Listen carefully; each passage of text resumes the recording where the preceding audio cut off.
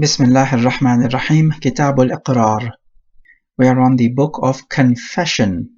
We said before that da'wah is to make a claim, which is to say that someone else owes you something. So it's to link a right to yourself against someone else. And iqrar is the opposite. It is to link a right for someone else against yourself. Or more broadly speaking, it is to acknowledge that there is a right against you. During the time of the Prophet ﷺ, we had people confessing against themselves that they committed fornication, and so the punishment should be established on them. And the Prophet ruled in accordance with their confession. So no need for witnesses. For a confession to be valid, we need to have 6 conditions met. So condition number 1, that the muqir, the one making the confession, should be a mukallaf. So it cannot be a young child or an insane person. The exception here could be in those types of trades in which kids normally involve themselves in, like buying sweets and so on.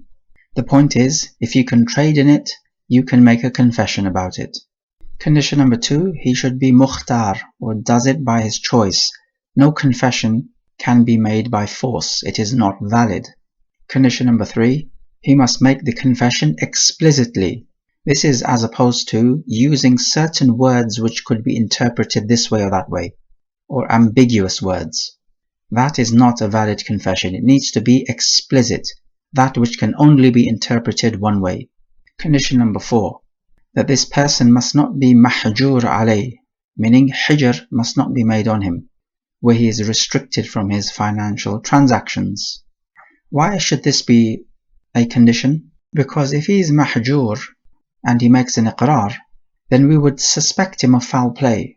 He will be muttaham, or suspected, because he could use this iqrar of his as a hila, or a strategy, to deprive his creditors of the wealth which he owes them. Because he could just say, well, this particular wealth which I have actually belongs to such and such a person. So like this, he would deprive his creditor of the wealth. And condition number 5, that the one making the confession should not be suspected of foul play. And condition number 4 is a very specific example of condition number 5. Otherwise, you could just join them together into one condition. And this matter is subject to investigation. We will have to investigate the matter and decide whether the one making the confession is suspected of foul play or not. And condition number 6, that the one for whom the confession is being made does not belie the one making the confession. So for example, person A says, I confess that I owe person B £100.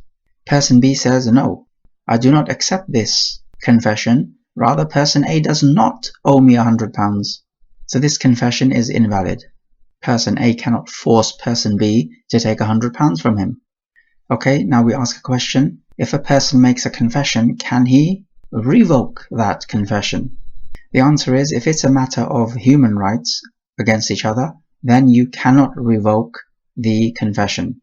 Human rights are not based on forgiveness. The rights of Allah Jalla wa Ala, however, are. And we'll end this presentation with the final point, that whoever takes the shahada of Islam just before his death, then we would give him the ruling of being a Muslim. And they take their evidence from the Sahih, where the Prophet ﷺ visited a Yahudi boy on his deathbed, calling him to the deen. And this is where you can visit a kafir when he's ill, in order to invite him to the deen, just as the Prophet ﷺ did. The boy's father told the boy to obey Abu al-Qasim. And so the boy took the shahada, and the Prophet left saying, Alhamdulillahi alladhi anqadahu min an-nar. Praise be to the one who has saved him from the fire.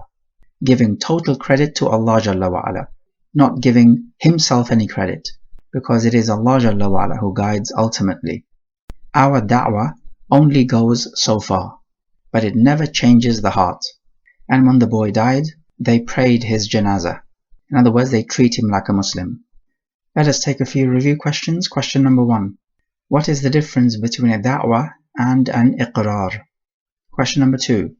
What are the 6 conditions of a confession to be valid? Question number 3.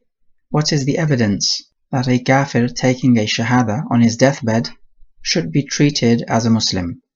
And you should know, O listener, akramakallah, that the reason why many fuqaha end their books of fiqh on the Kitab al-Iqrar is hoping for the best, that when we die, we make the Iqrar, or the confession of La ilaha illallah, which is the most noble of confession and acknowledgements to make.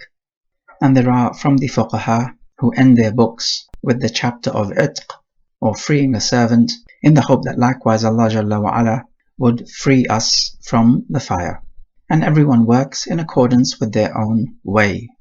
Walhamdulillahi alladhi bi ni'matihi tatimmu as-salihat, wa sallallahu ala nabiyyina Muhammadin wa ala alihi wa sahbihi wa sallama tasliman kathira.